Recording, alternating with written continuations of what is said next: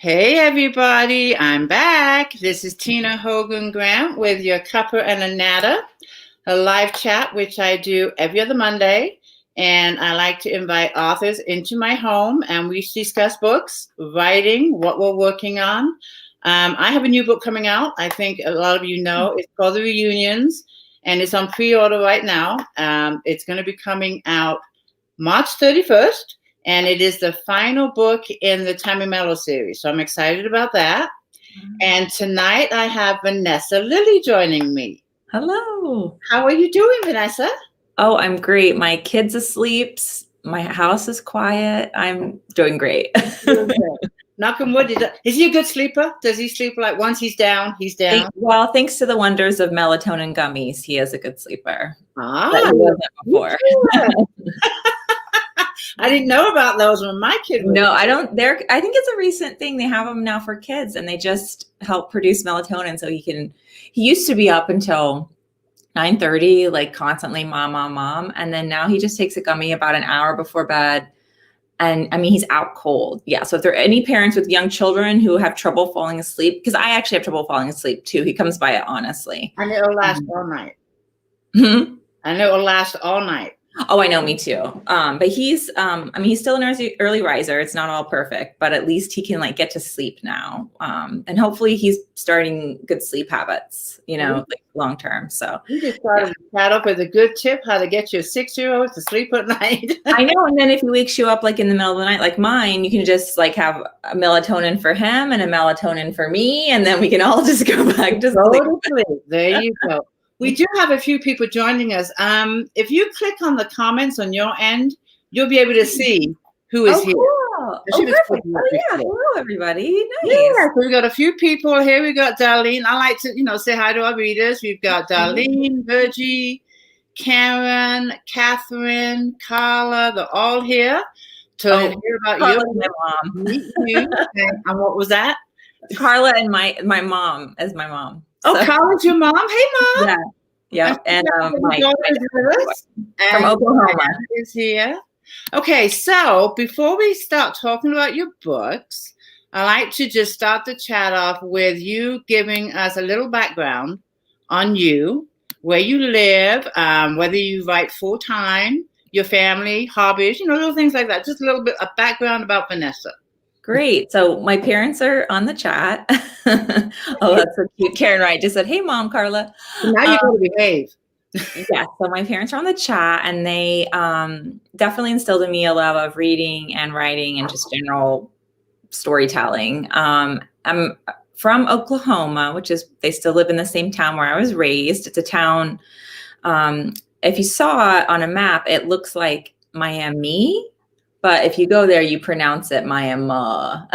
So not Miami as in like Miami, Florida. That's how it's spelled, but you say it Miami. So, yep, it's a town of about, growing up, I think it was like around 11,000, maybe a few more now. I'm not actually totally sure, but small town. And it was a really nice place to be raised. And I went to college in Kansas City, Missouri. And then I went to grad school in Washington, D.C. And when I was in grad school, this happens. You've probably heard this from a lot of writers. Like I wrote a lot when I was younger and then I stopped and I don't know why I stopped, but I did. And so when I was in my early 20s in D.C., I really just felt this, creative longing for something more. And I realized that it was writing. And I actually was very lucky because Romance Writers of America, which I know has had a lot of problems lately, but back in 2003 was just like a glorious place to be. And I was writing a women's fiction. I write thrillers now, but the first book I wrote was a women's fiction. And they were so kind and so welcoming and taught me so much about craft and how to put a book together. And they're just like fun, generally ladies, a few gents, but mostly ladies.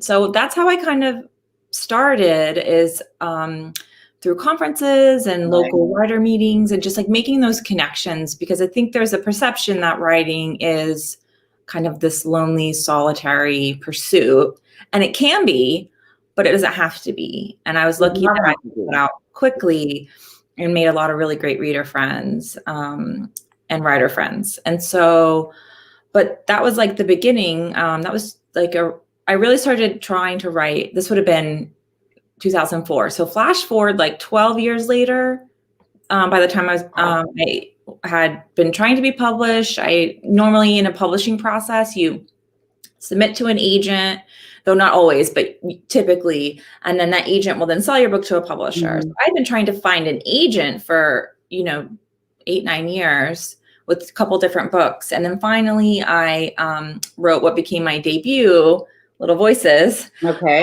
as a new mom. And I think writing something that was really just front and center of my life at the time was sort of the key for me unlocking something that became my debut, because it was so personal and it was an opportunity to really explore themes that were on my mind and meaningful to me. And so from that book, I got my agent and my awesome publisher, Thomas and Mercer, and they bought 2 books. So my second book just came out in September, For the Best. And so I got really lucky and was able, after, 13 years of trying, to publish 2 books almost within a year, actually. Well, congratulations, because Little Voices was a bestseller, correct? Yes, it was. It was great. Yes. You have the book with you? Oh, yes. Yes. So this is my debut, Little Voices. And I love, these covers were actually both designed by the same woman. Okay, so Little Voices, that's your first book. And then For the Best is your second. My second. Now, are they a series or standalones? So no, they are not a series. They are standalones. There is a character who carries over, but you don't need to read them in order. They're pretty different books, actually.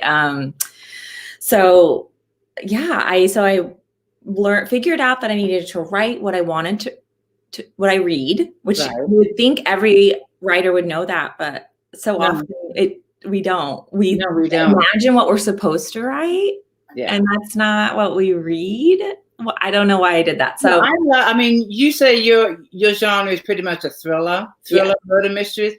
I love reading murder mysteries and thrillers, but I can't write them. There's no way I could. I never even tried, but I think, correct me if I'm wrong, but with a murder mystery or thriller, you have to plot it, because you have to know who the victim is, there are some thriller writers who don't.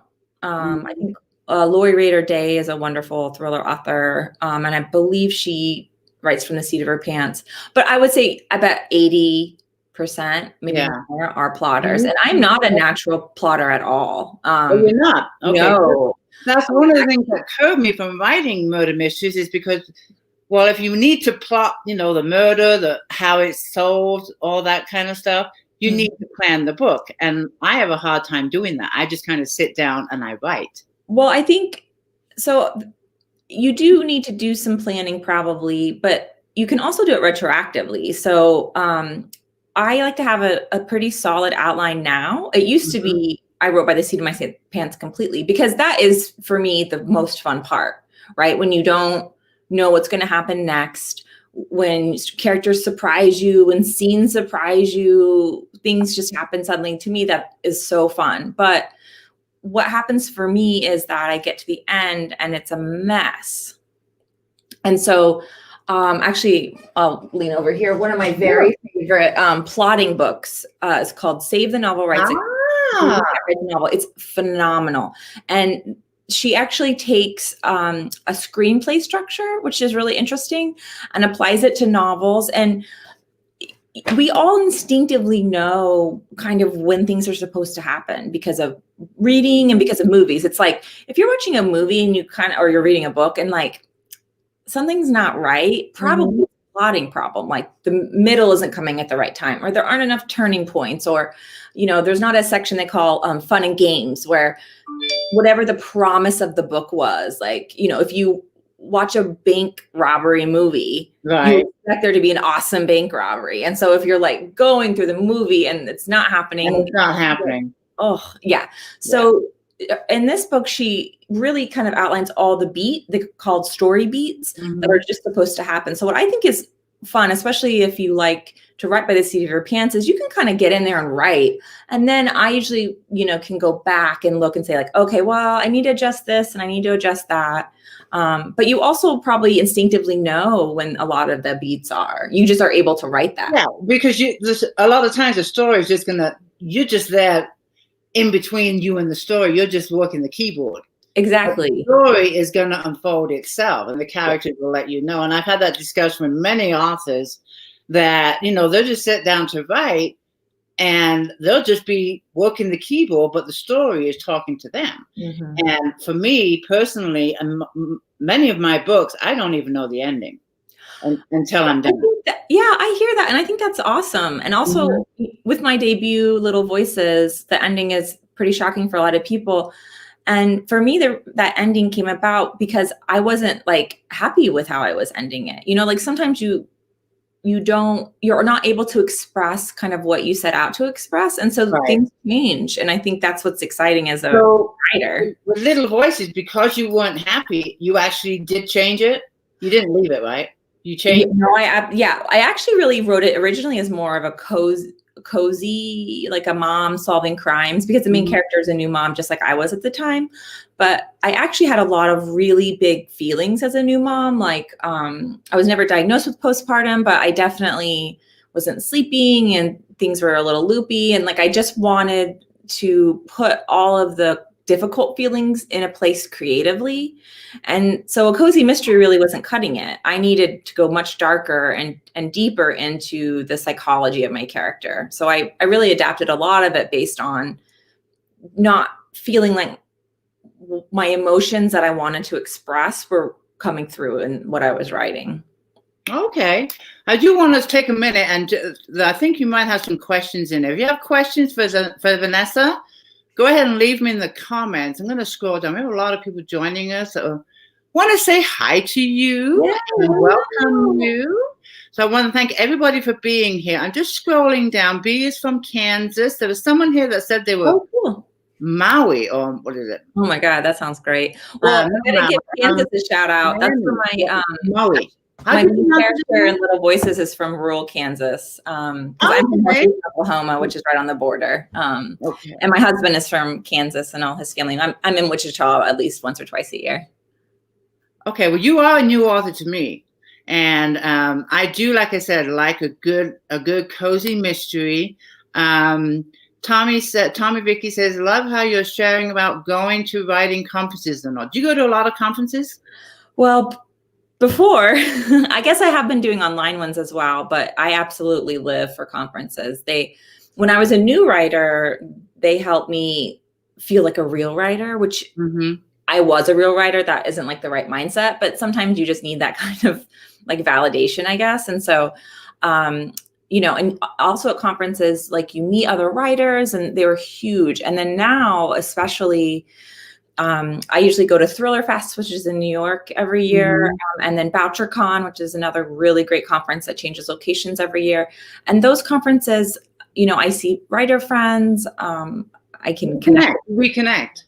It's because you do get lonely, and sometimes you just need to be like face to face with someone and talking about what's going on with writing in their lives. And, it's like a professional networking thing, but it's a bunch of authors. I've been to a few of them. One of the ones I did like was WorldCon. I've heard great things about that. Yeah, yes, my dad was an author, so I used to go to conferences with him. And WorldCon I went to for many years with him, and it's a fantastic convention. And then there's 20 books to 50K in Las Vegas. That's so cool. Yeah, that's cutting edge. I love all of the indie publishing. Yeah. Like Joanna Penn is one of my favorite podcasters. She is. And then Mark Dawson. Oh my God, he's so brilliant. He's amazing. I listen to his podcast, and yeah, he's one of my inspirations. I do like Mark Dawson. Someone's asking, since you write thrillers, here we go, do you like to go to haunted houses? Oh, yes. So I grew up in rural Oklahoma, and there's lots of native stories. So I'm also Cherokee, and we share a lot of kind of ghost stories, spiritual stories, like and it's burned down now, but there was supposedly like a haunted mansion, out by this pretty scary place called Devil's Promenade, where there's a thing called the Spook Light. Google it when this is done, or I'll put it. Okay, it is great. I'm working on my third book right now, and the Spook Light is in my third book. So that's like a top of spooky stuff and haunted houses is like top of mind right now. Like just before this, I was editing like right. But okay, so the Spook Light is so when I've seen it, typically it's picture a long dirt road out in the middle of nowhere. Like I don't even know if they've got lights out. Like I think it's just pitch black. And you go on this road, you're supposed to drive down it, you flash your lights and you wait. And what can happen, and it's happened to me, a lot of times church hay rides would go out there, you'll see an orb, maybe white, maybe pink with colors kind of in the distance. And at first you think it's a single headlight is what it will look like out in the distance for a little while, but then it will kind of start to move. And there are just countless stories of it coming all the way up to cars, going through people. And it's been studied by different environmental commissions. And there's like, the TV Unsolved Mysteries went there. And it's just, they blamed it on like swamp gas or like the reflection of. Have you seen it? Have you seen it? Yeah, yes, not for years, but absolutely, yeah. Because we would, I never had it like go through me or anything, but definitely like in the air, it just would be like this kind of around. How big is it? How big is it? It just depends on how close it is to you. It just sort of looked like the size of a headlight in the distance, but it spun round and round side to side. And people have had all kinds of really creepy experiences with it. So I never love houses and anything scary. I've never heard of it. Is that only in your state, or is this like nationwide, worldwide? So the Spook Light is only in kind of northeastern Oklahoma. But there are certainly lots of other lights and the kind of legend. There's a particular native legend about a woman who loses her head. Like she's got a ribbon around her neck. And I think it's told in like different ways, maybe in different cultures or places, and the ribbon comes off and her head rolls away. And so that there's a light, and it's usually the husband looking for her head with his lantern. And I think that story has translated like in different parts of the country. But you're using it in your next book. It's in your next book. The Spook Light is in my next book for sure. Okay. Yeah.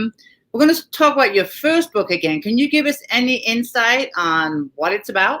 Absolutely. So Little Voices is the story of a woman who is a new mom, and she's suffering postpartum. And on the night she actually almost dies giving birth, her friend is murdered. And so home from the hospital, she's really struggling. She's actually hearing voices postpartum and really struggling as a mom. But she has a legal background and becomes determined to solve her friend's murder, particularly when another friend is accused of it. So it's the story of a woman trying to kind of come back into herself after having a baby and also find justice for her friend. And it's set in Providence, Rhode Island, which is where I live now. I've lived here for about 8-9 years. And it's a place I completely fell in love with. And there's a lot of Rhode Island in this book. So if you're interested in like New England, I had so much fun writing about Rhodey, where I live. All the places and everything are real. And this, of course, you wrote after having your son. I wrote this book. I started it when he was 15 months old for National Novel Writing Month, actually, which is a big international contest. Isn't quite the right word, but the idea is that you write 50,000 words in a month. For indie writers is probably nothing, but it's a lot. But it's a lot. So I wrote the first part of it for Nano, and as a new mom. So I dropped my kid off at daycare and I would go sit at a coffee shop and then I go pick him up. There you go. I have yet to do Nano. It intrigues me. I follow it. And I hear many authors say that, I got a book from doing Nano, and you did the same thing. I did. For me, what it did was it shook up my process, because I knew I needed to have my process shaken up. I mean, the years that I was, before I published Little Voices, when I was still trying to get an agent and everything, I basically wrote off and on 2 books over 10 years. And like, that's not for me a great ratio. Like, I need to be more productive. So I thought Nano would be great because it'd make me get out of my own way and just write, and not obsess and analyze and rewrite the first chapters 100 times. And it really helped a lot. And I've written, I wrote For the Best like that, like, quickly within like maybe 3 months. The first draft, I mean, it needed tons of revision. I know, but still, you had revision. But still, yeah, I got it down. And then the same with the one I'm working on now. I'm calling it Blood Sisters. That book, I wrote it during COVID, which was hard because my son was home and we were quarantined. But still, I probably wrote it over about 4 or 5 months, which is really fast for me. That's really good. That's really good. We have a question here from Diana. So, are the little ones being murdered in Little Voices? No. There are.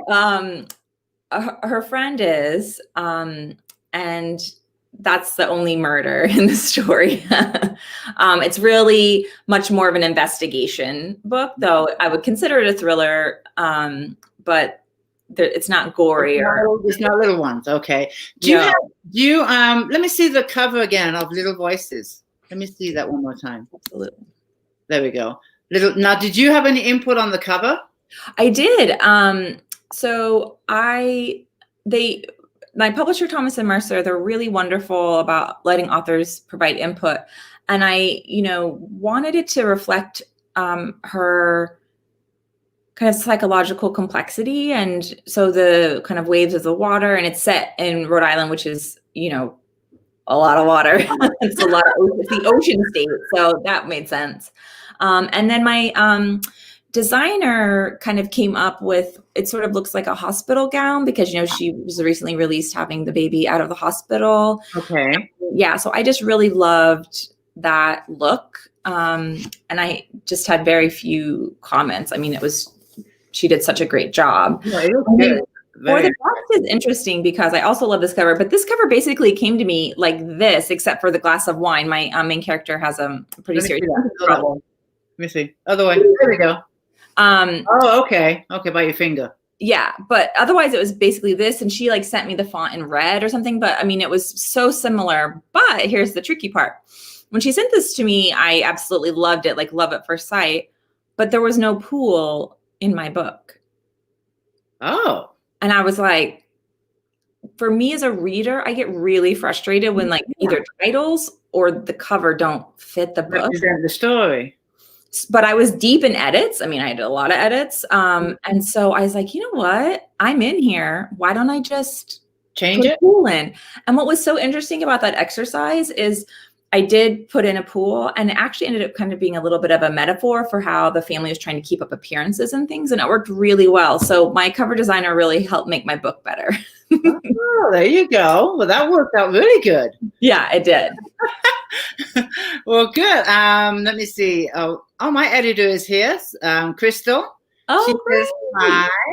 She's been working hard on my latest book. It's coming out in March, so I'm excited. Well, that's editors that, I mean, what would we do without them? I don't know. I love it so much. And the collaboration is so much fun to just get their view of the story and how they just make it better. And often I think as a writer, you're editing and getting notes, and you are in this place of relief because you're like, thank God they caught this. Thank God.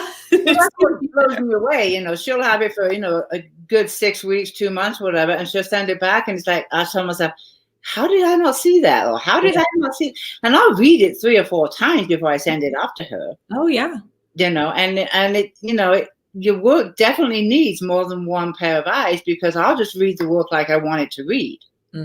Pretty much. And, I love it how they point out where, this needs a little bit more depth, or, you said this in the last chapter. I'm like, I did? I know.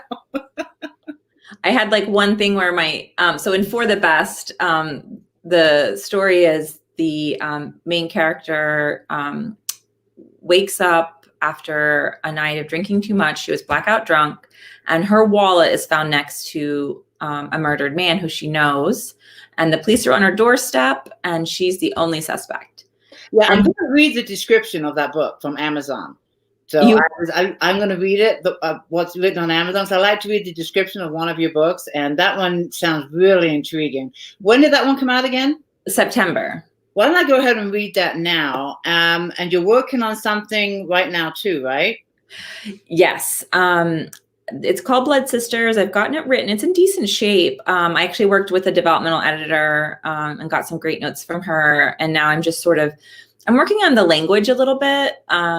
Because it's set in Oklahoma, I want to really reflect the land and just maybe try to be a little bit more poetic in some places. My brother-in-law lives in Oklahoma. Oh, which part? Begins with a T. I'm terrible. Tahlequah? Huh? Tahlequah? Yes. No, wait. Say it again. Tahlequah? I think so. I don't know. Begins with a T. So I'm terrible, but he lives in Oklahoma. Yeah, it might be Tahlequah. I mean, there are probably other. It's a big city. Tulsa. Oh, there we go. Tulsa. That's the big one. Yeah, Tulsa. My head. Tulsa is beautiful. I love Tulsa. I've never been, but that's what. Oh, it's great. Oh my gosh, there's fabulous art museums and restaurants. Do you travel for your books? Like your book is set in Oklahoma. Have you gone to Oklahoma to do some research? I did. For my third book, I really wanted to go back and do a bit more, but because of COVID, I haven't been able to return. Right. But this spring I should, and so maybe the timelines will work. But I was super lucky because with Little Voices, which was out before all of this, I did get to do a nice, kind of book tour. And I went back home, and my mom, who's on this, had made this gorgeous cake. And I had like a party where like my, English teachers were there. And it was like the best book in my hometown. It was so much fun. And then I've done events at almost every kind of big bookstore. Like Tulsa has Magic City Books. There's Best of Books in Oklahoma City, and then Chapters is the bookstore in northeastern Oklahoma. So do you write full time? I do now, yes. I mean, now that my son is in school, I kind of do the school shuffle. I mean, it's not like a 9 to 5, but I do usually manage to get almost a day's work in. But you don't have another job. I mean, this is No, I was in marketing and communications before, and then I had him, and then I've been able to just stay focused on writing since I sold my books. Congratulations. That's awesome. I'm going to read the description now of your second book. I have to scroll for the title again, For the Best. And it came out in September. So I'm going to read this because I like this description. And I do like to read, a description on my, of course, I just hit the wrong button. Excuse me. California. There we go. All right, here we go. Suspected of a murder she can't remember, a troubled woman takes an unusual approach to proving an innocence in this gripping thriller from the best-selling author of Little Voices. When Jules Worthington Smith's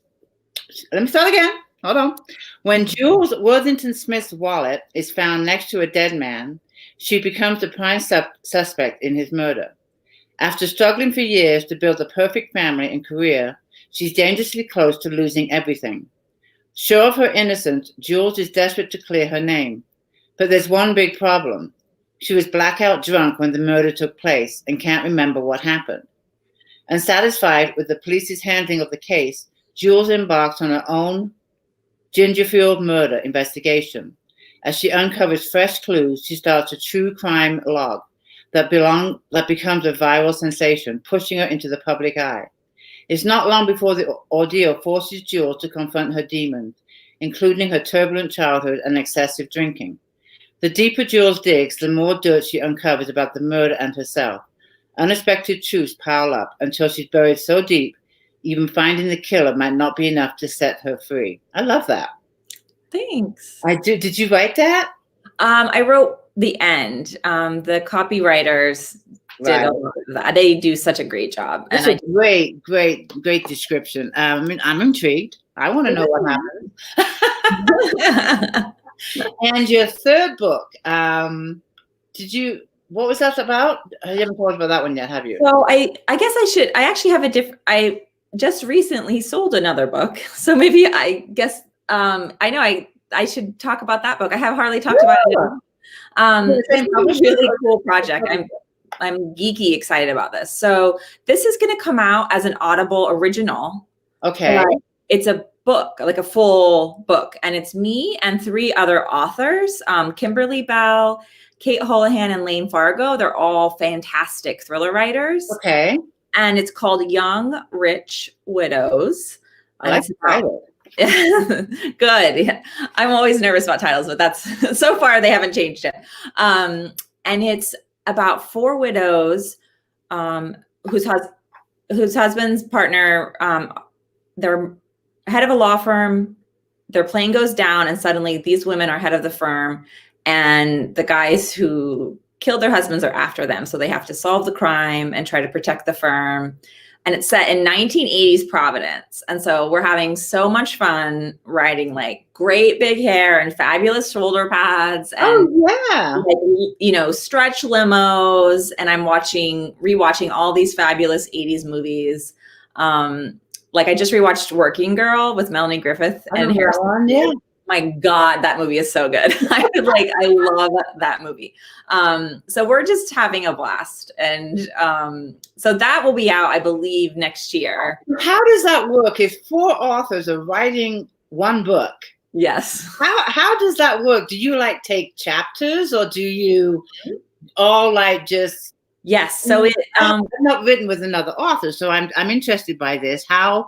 I haven't either, but to tell you the truth, I just, I really wanted to find a fun writing project. Sometimes writing, especially when you're on your own, for me anyway, it became stressful, and I just love to write, and I started to kind of forget that. And so I thought, what do I want to really do? And I thought I would love to write with other people who are like friends of mine. I know, I can't co-author. That's a lot of words. And I just had this idea for these 4 widows. And I thought, we could each write 20,000 words approximately and work together. And I think we'd have a blast. So what ended up happening is I reached out to authors whose work I love and have a kind of fast-paced, first-person, similar style writing that I do, so we could maybe blend a little bit. Right. And then we just sat down and we outlined it. And we have the whole thing outlined, scene by scene, with generally what needs to happen. And, they're all fantastic writers. And we just each use our brains to work out problems and toss ideas around. And I mean, so far it's been a blast. I mean, anytime I'm stuck, You initiated it by reaching out. I did. I had the idea, and I reached out to the authors, and my agent was thrilled about it. And Audible loved it. It worked out so well. And I'm happy, particularly because it really came from a place of wanting to like have fun and like really enjoy myself, which I think is sort of a lesson for me that, work can be fun. When I take the time to really like ask myself, what do you want? And then kind of go after it for it to happen, which, I don't always do. So it's a great idea. I just didn't know how you would. I mean, okay, you say you sit down and when you sit down, you're probably through screen, right? Through Zoom. Yeah, we're on Zoom. Yep. Yeah. And do you take the initiative, or is there someone that's like a ringleader, or? So Kate does the spreadsheet. She's so good at keeping us, kind of focused on the spreadsheet. And we have each widow is in order, and we do the same order every time. And so we kind of adapt the point of view that makes sense and toss around ideas. And so by the time we're done, we have every widow, and then we have what needs to happen in that scene. And then we've also done like character backgrounds. We've done a lot of like Googling, and, Sabrina Weaver is one character. And my character is sort of a young Bette Midler, 80s Bette Midler. How long did it take you to write? Well, so we're not done, but I think we just posted today. I think we're at like 30,000 words. So that's a third. Okay. And we've been writing like 2 weeks. Oh, no. So yeah, it's going really fast. I mean, I think it will go a little. The more you get into the end when everything needs to like come together, I think we'll probably like struggle. Right now, it's sort of the fun part. Like I just wrote a limo scene where they're all fighting with each other. It's sort of like First Wives Club. I love that movie vibes. Like I've seen that, yeah. Oh my God, I love it. So like when the fighting scene. And so they're like throwing champagne at each other and like, no, you're going to all like different scenes and then you're all going to put it all together in the book. Yeah, right. As of right now, the one who writes the first chapter goes first, and then like the next day, the next person does, and the next day. So you can kind of read as you go, and then your chapter is, and then we'll go back, revise. Up and all that. I think it's great. I've never done it, so much fun. I'm really fascinated by it. But let's okay, your book that your book you're working on now. Which is that one called again?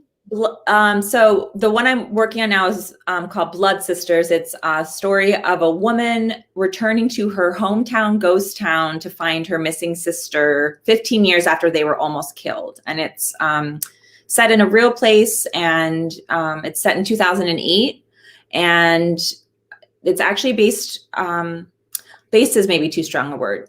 It's inspired by a real murder that happened in. Oh my, okay. And it's not a true crime at all, but it's sort of just me thinking about because the two girls were abducted and their bodies never found when I was a senior in high school, and they were, I think, 2 or 3 years younger than me. And so I've always followed the case, of course. And sadly, their bodies have never been recovered. The family has been literally going across the country looking for clues and trying to get both justice and some closure and bury their girls. And it's never happened. And and my story is not their story, but it is the story of a girl also being killed and abducted, and then just the repercussions on the family, and then those who are survivors, what that looks like too. And it's just something I've always wanted to kind of process, emotionally, and just think about that. And my heart just breaks for those families and what they continue to go through, even up until I was actually writing a scene that was kind of a sad scene. And at that very moment that was happening, the parents of the victims had gotten a lead, and they were actually digging up ground, hoping to find the bodies. And so this is just a few months ago. I mean, this has been 20 years, and they still are looking. I couldn't even fathom the pain. No, I mean, as sad as it is, a murder, Of course. The finding of a body will bring you closure. Even though as sad as it is, you get the answers, you get the closure. But for 20 years, not knowing, not anything, I mean, I just can't fathom the pain. Just, I just can't. And to me, that's like, and that's why I think why I like to write thrillers and crime fiction, even though the stories are sad. For me, it is the processing, the like searching for, not that you find answers, but the questions are just so big and so difficult. And for some reason, just sitting down and creating characters and, putting a plot together and searching for hope or help. I'm sorry. Do you read a lot of true crime? I do. There's actually a true crime book about this murder that just came out this year called Hell in the Heartland by Jax, Jax Miller. And she spent a lot of time with the families. But yeah, I do like true crime. And does the family know this book is based? Well, no, I haven't spoken to them. And it's not, I mean, it's not, none of the characters based on the girls. It's really just my kind of feelings about. Okay, your raw feelings. Yeah, it's not, at all. It's in the same place, and it is. But there's actually, I wrote 3 girls, and 2 of them survive. I mean, it's like pretty different. But I think I just can't imagine to explore it and search through, some of that pain and just what I remember and things like that. Do you write I mean, you're a new author to me, but I know I'm going to read your books. Oh, But do you write basically one murder, or do you do like a serial killer? And no, you, I haven't done a serial killer. I mean, I certainly like Silence of the Lambs is like one of my favorite books, and I love those books. But as of now, and I'm a new writer, so as of now, I really am just writing things that are on my like heart and mind, and maybe once I write through those, I'll start like branching out. But I've really just wanted to, for Little Voices, it's new motherhood, and for the best, it's this idea of generational privilege and even white female privilege, and what we expect to get because we've always been given it. And then the Young Rich Widow's Audible story kind of just came from me wanting to read like a fun, campy thriller that, a mystery, but I wanted to like set it in the 80s and, kind of explore that dynamic. Like I just love a like book or movie, or there's like four women, like just like hashing it out, or three women, like the camaraderie and the rivalry. Like I just think it's so much fun. I love it. And then Blood Sisters comes very deeply from where I'm from, and my kind of my native history. Though I'm a white woman, I do have Cherokee ancestry, and so I'm kind of exploring that a little bit, and like what that would be interesting. Yeah, what culture means, and even though I'm a white woman, I have those privileges. I do also know that my family, they were on the Trail of Tears, and so like if I lose my heritage, I'm sort of letting the government take away the identity that they were trying to destroy. I mean, that is one of the main reasons, besides just wanting the land. They wanted to actually, kill the Indian, save the child. They wanted to truly root out the culture and the lessons and the kind of approach to life that is much more supportive of the earth and people and society in general. I agree with you 100%. We were brutal. Yeah. Brutal. Yeah. It's really, so it's some of that. And then the place that I'm from in northeastern Oklahoma is also one of the most environmentally polluted places in the country. It's worse than like the Love Canal and other places like that. It was one of the very first EPA Superfund sites. And that's because it was a mining district, and all of the minerals and mines had been basically taken from the ground. And then when the industry went bust, everything was abandoned. And so water was no longer pumped out. And so now it is full of poisonous water. Oh, no. And that town that was once Pitcher, Oklahoma, was once a booming industrial town. It's a ghost town now. It's a ghost town, and is actually, there are just a few people still there. How sad. It's terrible. They wiped out a whole town. Yeah, absolutely. Well, and the mining community, they leased that land from natives there. And so not only were native people, forced from their land, say, whether from Michigan or Canada or the Northeast or South, wherever, right? They're forced from their land. They're made to go to Oklahoma. They get to Oklahoma.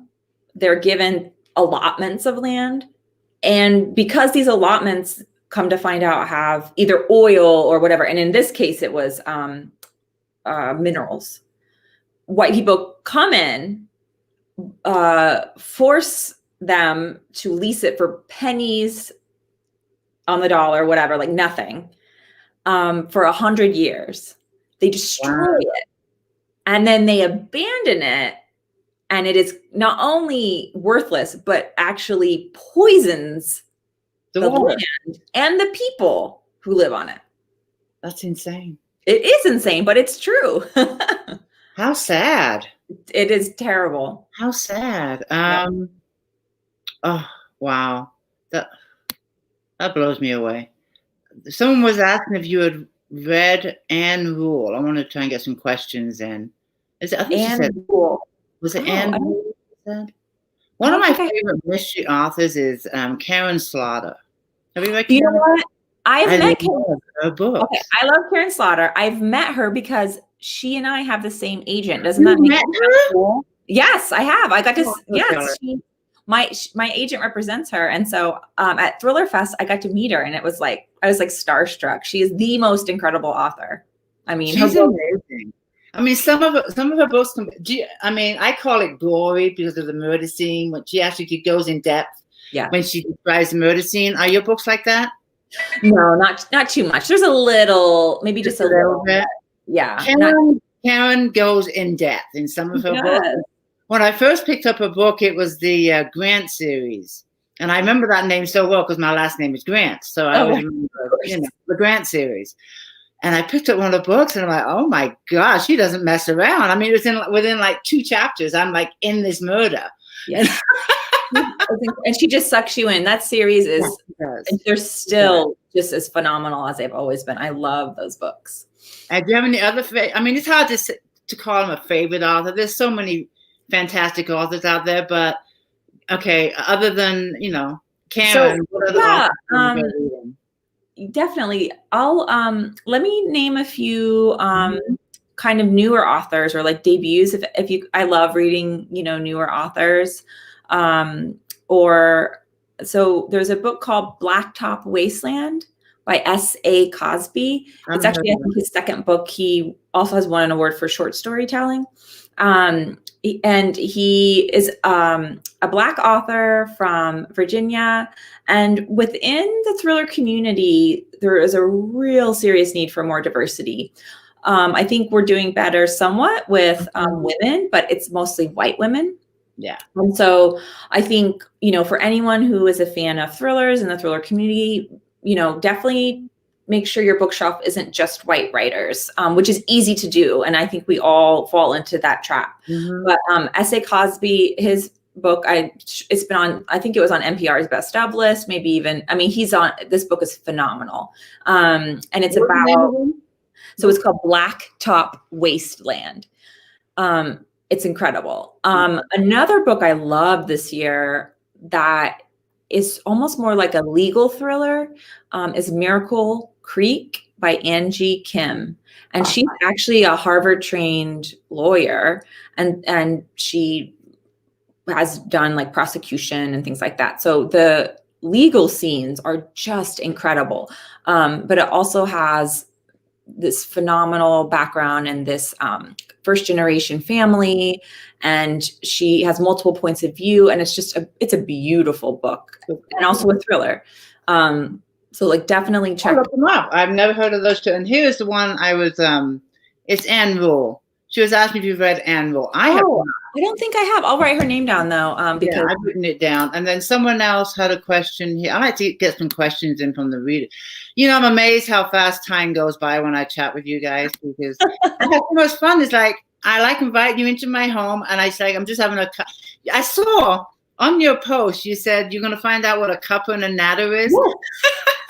Was I right? I'm British. Yes. And a Cuppa is a cup of tea. Okay. In England. And then the Natter part is a chat. Oh, so you sit down and have a Cuppa and a Natter, which means you're sitting down for a cup of tea and a chat. So I always put in parentheses, live chat. I love that. That's awesome. Yeah, I wanted to keep that in my life. And I'm going to seem very sophisticated. Yeah, cup of tea and a natter. That's what it means. And then actually, I got this from a reader for Christmas from Raina. I can't. What does it say? It says, I can't. Oh, well, it says, not a day over fabulous. Oh, I love it. So I told her it's going to be my official cup for a Cuppa and a Natter. And it even comes with a little lid. See that? I love that. Yes. Yes. And a spoon too, but I really appreciate it. That's my official cup for a Cuppa and a Natter now. But here's another question for you from Kimberly. Do you research unsolved mysteries to write about? Not yet. Both of in all of the kind of murders those have all kind of came out of just like brainstorming. As I said, though, with Blood Sisters, I did sort of consider a true crime that had happened, though I didn't want to base it off of it for several reasons. And one of them really was, for the well-being of the family. And I just didn't, Right. Yeah. I don't have a right to do that. That makes sense. But, I did feel, putting it in a place where I'm from and kind of thinking about it through my experience when it happened and things like that. Right. Yeah. I mean, I asked you about the serial killer. I was in England at the time with the Yorkshire Ripper. You remember the Yorkshire Ripper? That's terrifying. Wow. Peter Sutcliffe was the Yorkshire Ripper. And I was a flambe chef in England, and I worked at the Marriott Hotel in Leeds, which is where he targeted a lot of the women. And my assistant flambe chef was a girl named Carol. Carol had a neighbor that used to bring her to work once in a while, and that neighbor was Peter Sutcliffe. Yeah. Whoa. He came into work terrified when he was arrested. It was her neighbor, and it was his wife that turned him in because he was always not home. I mean, I'm sure she's known for a while. I mean, I can't get into the heads of these people, but she actually turned her husband in because he was never home at the time of the murders. Oh my gosh. Yeah, there's some really good books, but Carol was his neighbor. And I never forget the day she came into the restaurant just screaming and with the paper in her hand. And of course, she said that, they came to his house. She was there, but anyways, yeah, he would bring her to work. Not all the time, but once in a while. Because I was 18 or 17 and she was 16. And he targeted mainly prostitutes. Okay. Just like the Ripper from London. I think he just called the Ripper, wasn't he? The one in the like Jack the Ripper. Jack the Ripper. There we go. Well, he copycatted the Jack the Ripper, which is how he got the name the Yorkshire Ripper. Oh, and cool. When I worked at the Merriam, we all, could never leave the hotel by ourselves. You always had to take a taxi home. And there was this bridge called the Suspension Bridge. It was over the railway tracks, and there was like 5 of us girls. We're going out at night. I was 18, whatever. We're going to a bar. We had to cross that bridge to get to the other side where the bar was. And we were walking across that bridge at midnight to get to the bar or the pub, whatever it was. And a girl was murdered on that bridge 2 hours later. Whoa. Yeah. So I have some, memories of Yorkshire Ripper in Leeds because it was right when I lived there. That's terrible. He was going on, I think he was a serial killer before he caught about a good 3 to 4 years, if not longer. That's, yeah. Speaking of, we were talking about Kansas earlier. There was a serial killer called BTK that just terrorized Wichita, and it's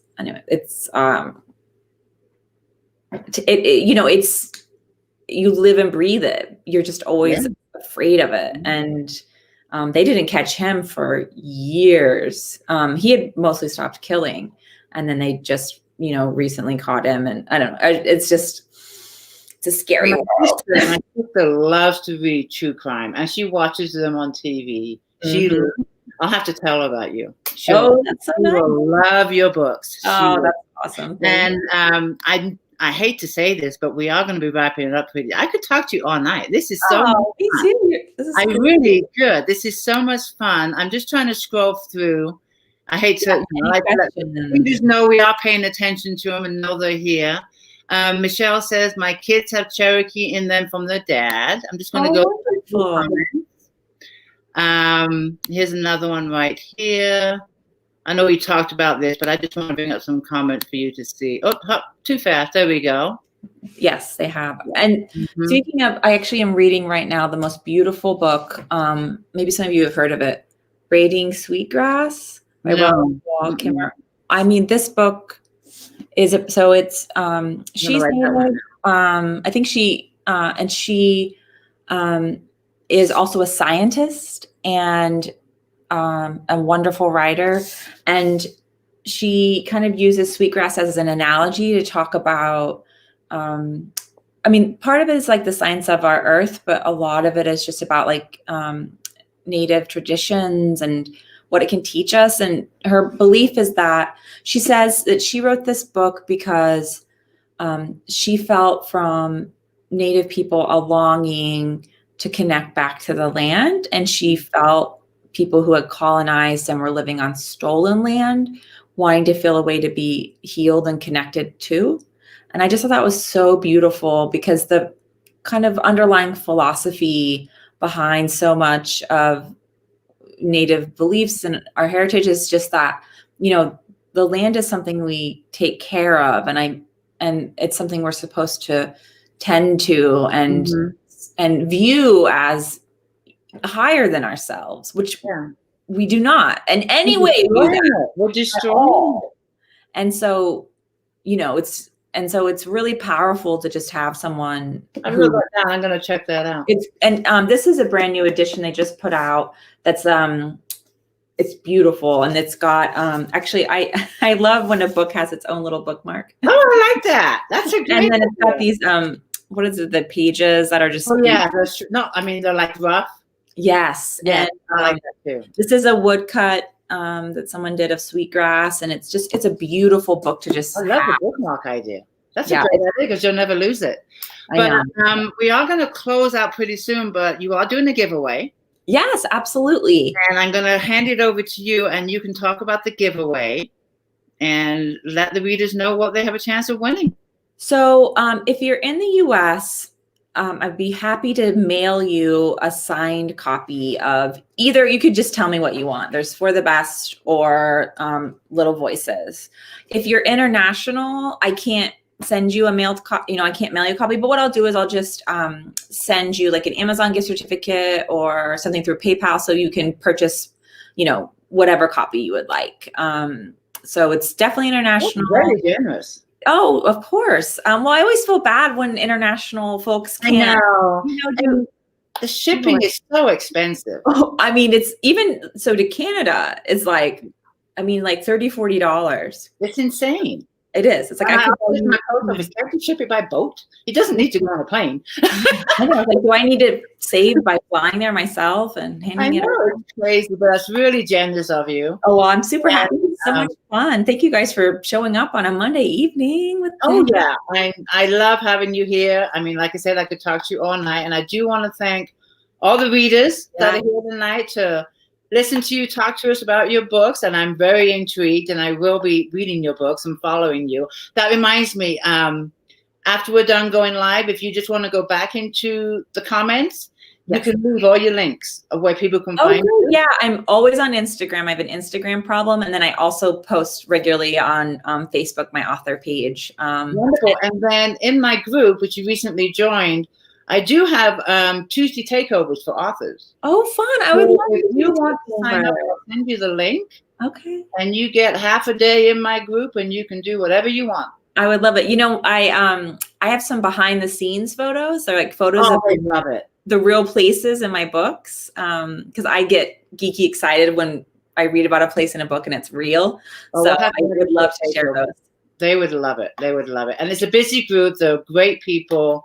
They're in there all the time. So we're going to get you over for a Tuesday takeover. I would love it. I'm so excited. I can't wait. I'll send you the link for you to sign up. I do like 3 months in advance, and I think I've got places open through till March. So great. Okay, cool. Yeah, please leave your links in the comments after the video's gone live, and I will let you pick a winner from our readers tonight, and you can post in the group, message me, however you want to do it.